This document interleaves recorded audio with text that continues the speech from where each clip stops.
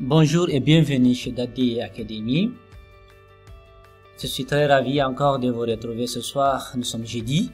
Comme prévu, chaque jeudi, on aura une séance de formation sur tout ce qui est de Windows Server 2019. C'est la série qui continue. Aujourd'hui, comme convenu, je réponds à la question d'un de mes abonnés qui m'a demandé de faire une formation sur tout ce qui est de IIS et comment déployer un site web au niveau de IIS. Nous allons voir très rapidement c'est quoi IIS pour ceux qui ne le connaissent pas en fait. Ok, voilà. Qu'est-ce que signifie IIS? IIS, comme son abréviation, c'est Internet Information Services. Donc c'est un serveur web en quelque sorte, un serveur web conçu par Microsoft qui doit être utilisé avec les produits Windows, en commençant par la famille NT et tout en fait. Ok, voilà. Donc ce serveur web est utilisé pour aider les utilisateurs de Windows à héberger divers types de contenus sur le web. Comme vous le savez aujourd'hui, pour accéder à un site web, pour les utilisateurs, il faut que ce site soit hébergé dans un serveur. Donc celui-là, c'est un serveur web qui va nous permettre d'héberger ces différentes applications. Si par exemple nous prenons un exemple sur facebook.com, facebook.com est hébergé sur un serveur, mais c'est un serveur web en fait. Donc c'est ça qui vous permet aujourd'hui d'accéder à ce serveur, à Facebook à distance. Ok, donc c'est ce type là que nous allons essayer de voir aujourd'hui. Voilà, donc vous voyez que ici ça c'est juste un data center qui est là. Donc ce data center là, disons qu'il a un contenu par exemple de IIS, des serveurs IIS où les données des utilisateurs sont stockées, ainsi de suite. Donc c'est comme ça est représenté un data center. Donc on va pas trop tarder à la théorie. Ici l'essentiel chez Daddy Academy, c'est de comprendre un tout petit peu la théorie et de comprendre à 99% la pratique. Pour le faire, on a notre serveur. Nous allons essayer de revenir sur ce serveur qui est là, qu'on a utilisé depuis le début de la formation. Qu'est-ce que nous allons faire? On va utiliser, on va ajouter un rôle, comme vous le savez, le rôle IIS. On continue. Suivant, je vais installer ça sur ce serveur là. Donc je prends de ajouter les fonctionnalités requises pour serveur web IIS. Vous voyez, donc c'est ça que nous voulons ajouter. Donc comprenez que ici vous aurez pas mal de choses que vous pouvez ajouter à la langue. Ok, donc voilà, il va venir avec tout ce qui est de HTTP, ainsi de suite, tout ça. Après, donc pour chaque chose on verra comment l'utiliser. Donc on peut dire que de redémarrer le serveur en cas de nécessité. Ok, voilà, on continue là. Il s'installe ici actuellement. Elle progresse. Ok, comme vous le voyez ici, l'installation vient d'être terminée. Ici on peut fermer cette fenêtre là. Vous voyez à ce niveau là, on a déjà l'IIS qui a été ajouté ici. Ok, donc on a IIS ici. Maintenant pour le faire, qu'est-ce que nous allons faire pour le moment? On va essayer de configurer les zones DNS. Ok, c'est pour cela l'autre fois j'ai essayé de commencer par tout ce qui est du DNS pour ne pas que quelqu'un d'autre me demande c'est quoi DNS. Je suppose que chacun de vous montrer cela aujourd'hui. On va configurer juste ici nos zones directes ici. Voilà, qu'est-ce que nous allons faire? On va ajouter une alias. Comment je vais ajouter, appeler mon site? Par exemple, je dis que on veut juste développer une application de l'école. En plus de ça, maintenant, qu'est-ce qu'il faut faire? Il faut choisir la destination. Vers quel serveur d'autre, ainsi de suite. Je prends Daddy Academy. Je prends ici. Voilà, donc ici, vous voyez qu'il va pointer sur ce serveur-là, sur ce nom de domaine qui est là. Donc on dit que autoriser les utilisateurs, et là on peut encore ajouter une autre alias qui va nous permettre en fait d'avoir d'autres noms avec lesquels on va pouvoir les utiliser. Maintenant, pour ça, qu'est-ce que nous allons? On va toujours le faire pointer vers le même serveur. Hein. Comprenez que un serveur peut héberger plusieurs sites web. Donc, c'est ce que nous sommes en train de faire ici. Voilà. Maintenant, vous voyez que là, c'est déjà bon. On a fini de configurer les deux là. Maintenant, qu'est-ce que nous devons faire ici? Qu'est-ce que nous devons faire? On va d'abord essayer de tester pour voir est-ce que cela fonctionne. Ok? On va tester pour voir est-ce que ça fonctionne. Cela va nous permettre en fait d'enlever tout ce qui est vraiment d'équivoque en cas de dire qu'au niveau DNS. Ok? Voilà. Continuons ici. On va se connecter. On met notre mot de passe.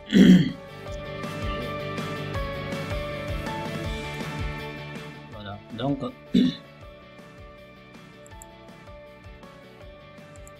voilà. On va lancer notre CMD. Comme on a créé ces alias là, on va essayer juste de pinguer ça pour voir est-ce qu'ils sont déjà joignables. Ping l'école, on va pinguer l'école. Voilà. Vous voyez que déjà c'est bon. On va encore pinguer par exemple maths. Vous voyez que déjà là, cela veut dire que c'est déjà bon jusqu'à ce niveau là. Donc on a enlevé tout ce qui est d'équivoque pour dire que voilà ce qu'on n'a pas un problème de résolution de nom de domaine. Ok. Maintenant à ce niveau on a déjà fini de tester tout ce qui est du DNS. On va revenir sur notre serveur. On va aller au niveau du gestionnaire de IIS. Ok. On va venir dans outils, gestionnaire des services internet IIS. Ok. On vient ici, c'est ça qu'on a comme configuration ici.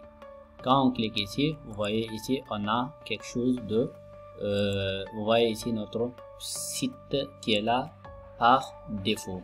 Ok. Donc ça c'est très important. Ça c'est des choses qu'on pourra faire aussi ultérieurement, mais on verra quelques-uns aujourd'hui comment pouvoir gérer ça. Ok. Maintenant pour tester d'abord, est-ce que ce site là est déjà fonctionnel? Qu'est-ce que nous allons faire? Je vais venir pour voir que est-ce que cette page par défaut là elle est fonctionnelle. Est-ce que c'est-à-dire le rôle IIS a été déjà installé. Pour voir cela, qu'est-ce que nous allons faire? On va venir au niveau de notre site, au niveau de notre client. On va lancer ça. Voilà, maintenant il faut juste mettre ici https http cela de ça on met par exemple école. Ok, on teste ça. Vous voyez que là ça marche déjà. Et si même si on met le nom du serveur, normalement si on met SRV prod, le nom du serveur, normalement aussi ça doit marcher. Dès que vous avez cette page là, sachez que ça fonctionne déjà. Le service IIS a été déjà installé à ce niveau là. J'espère que jusque là on est ensemble et c'est déjà bon et vous comprenez. Ok. Maintenant pour le faire, ça, qu'est-ce qui fait ça? C'est juste regarder si on a ça. Qu'est-ce qui nous a donné ça? C'est cette partie là qui nous a donné ça ici. C'est cette page qui est là.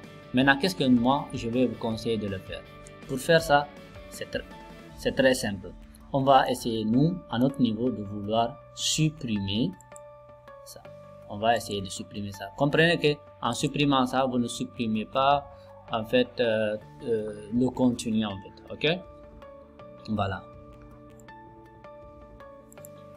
Voilà. Maintenant à ce niveau, qu'est-ce que moi je pourrais maintenant vous conseiller, c'est de venir juste cliquer ici, ajouter un site. On peut l'appeler école, par exemple maths. C'est une école où on fait que des mathématiques. Ok. Vous pouvez aussi sélectionner le pool par défaut. Donc ça c'est lorsque par exemple vous avez généralement des API à développer, vous pouvez utiliser ça. Mais rassurez-vous que si vous utilisez default app pool, ça vous n'avez pas de problème par rapport à cela. Et maintenant là il faut indiquer le chemin d'accès physique, c'est-à-dire où on doit placer les fichiers de notre application. C'est très important. Retenez que à ce niveau-là, il faut juste aller chercher l'emplacement de votre fichier. Voilà, maintenant ici, moi j'ai juste une seule partition. Ce que je vais vous conseiller, c'est de ne pas vouloir mettre ça au niveau d'ici. Voilà, donc au risque de certaines configurations ou bien de certaines autorisations. Essayez de mettre ça vers une autre partition, ok? Mais moi, dans mon cas ici, je n'ai qu'une seule partition. Qu'est-ce que je vais faire?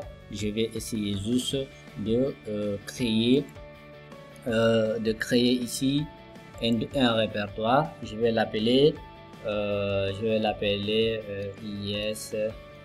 IS2 par exemple, ok, parce que j'avais déjà IS et j'ai créé par exemple encore un répertoire ici.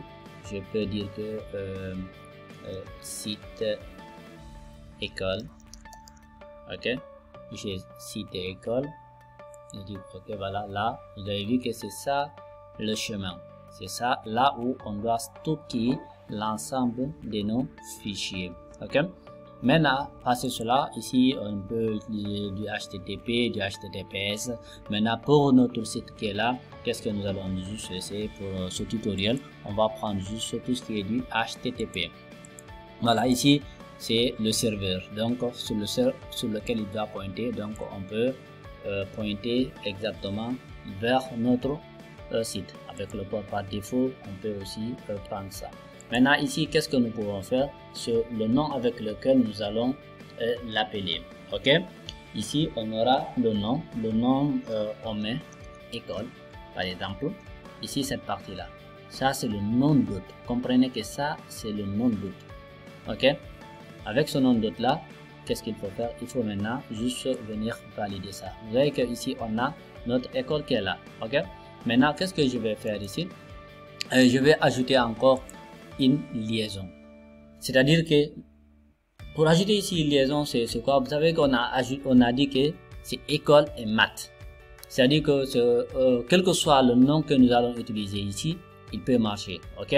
Maintenant nous on peut encore ajouter vers ça du HTTPS, ok, ou bien on peut même prendre tout attribut, ça dépend. Maintenant on peut encore appeler ici maths. Voilà, donc l'adresse IP venant de n'importe où. Donc c'est ça. Vous voyez que jusque là c'est bon, hein? Est-ce que je me fais comprendre? Voilà, ici c'est que vous devez comprendre que chaque serveur web a la possibilité d'héberger plusieurs sites web, plusieurs sites. Donc je vais expliquer ça théoriquement. Lorsque par exemple vous utilisez le HTTP et l'URL, donc l'URL par exemple, si nous mettons ici école qui est installée, qui est hébergée au niveau de notre domaine ici avec IIS, le serveur IIS, lui lorsqu'il va lui demander si il est installé, s'il est hébergé dans au niveau de l'IIS, il va dire qu'il va lui redonner, il va dire que ok, oui, moi je connais celui-là.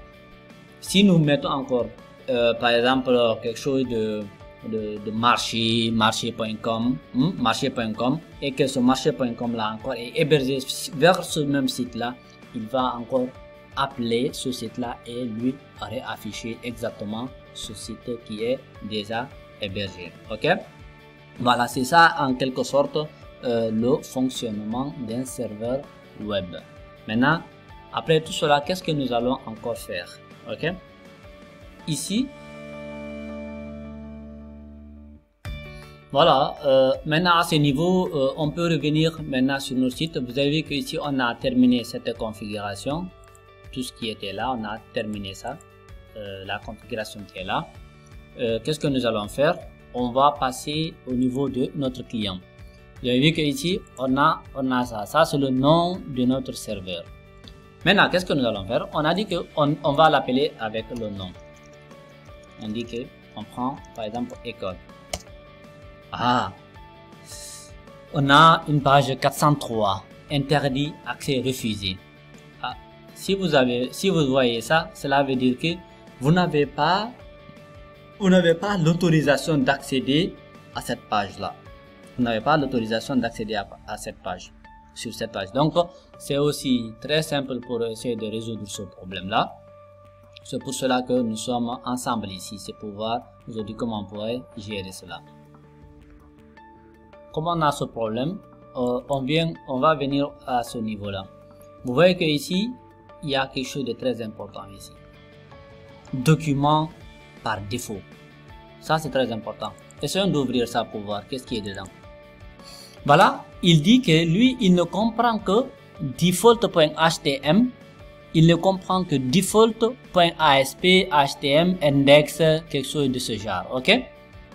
Donc, cela veut dire que dans notre répertoire, dans notre dossier, il va falloir mettre une page de démarrage. Vous pouvez prendre ça, essayer de monter quelque chose, vous voyez, donc ainsi de suite, vous pouvez le monter. Maintenant, cela signifie que nous, on va aller dans notre répertoire ici, dans disque C, dans IIS, et ici créer une page de démarrage. Qu'est-ce que je vais vous demander de le faire ici? Ici, essayez toujours de maintenir, par exemple, index.html. Index.html va vous permettre, généralement c'est une convention de démarrage des pages. Ok? Là, on va revenir à ce niveau-là. Vous avez vu que sur le chemin qui est là, je vais créer ma page d'index. Je crée ma page d'index. Je vais juste créer cela. Je dis que index.html.